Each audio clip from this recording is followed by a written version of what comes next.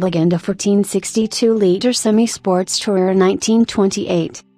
The Lagonda 1462 Litre is based on a sturdy ladder frame chassis suspended on semi-elliptic leaf springs and having drum brakes to all wheels. It is powered by the 1954cc engine designed by Arthur Davidson. This imposing-looking four-cylinder unit features twin camshafts mounted high in the block and fully machined hemispherical combustion chambers. Developing some 60 bhp, it is mated to a 4-speed gearbox. J189 was registered new on 2nd of April 1928. Early history is unknown until it was registered to Louis Walton of Groombridge, Sussex, in January 1957. Passing through one subsequent owner, the car was acquired by the former owner in 1964. Reportedly, the car was then stripped down and the chassis zinc sprayed. Sometime between 1984 and January 1988, the car spent a period in Canada. It is evident from the car itself that much work was carried out by the former owner, with him stating that the engine had been professionally overhauled.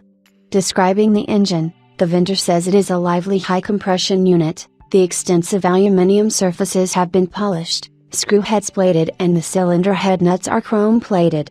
The original Zenith carburetor was replaced by an SU instrument. Upholstery has been completely renewed in Rixstein or some such. By the detail of the door pockets, attention to detail is evident. The floorboarding has been completely renewed. Further work is the replacement of the original view windscreen with a flat one, and the bonnet is also not the original and is somewhat ill-fitting. Finished in Old English white on black with maroon chassis and wheels, the hood and side screens have been completely reconditioned. J189 was recommissioned following some 12 years off the road during 2008 by the Haynes International Motor Museum at a cost of $1,672, spending a further 2 years unused before being purchased by the vendor in 2010. Work carried out by the vendor includes replacing the engine valve rockers with new ones supplied by the Lagonda Club, new brake linings and cables to the rear wheels, new tires, except the spare, and resilvering of the lamp reflectors. A major expense was a new radiator honeycomb, and he had the thermostat restored. The fuel system has been completely overhauled by Mackenzie Guppy, including the autovac and the main, reserve tap. The carburetor has also been serviced by the vendor. Following an electrical fire, the vendor introduced additional fuses to the system. He also made 2 small supplementary switch panels which include a cigar lighter, a 2-pin service point and switches for ignition, reversing lamp and a windscreen washer.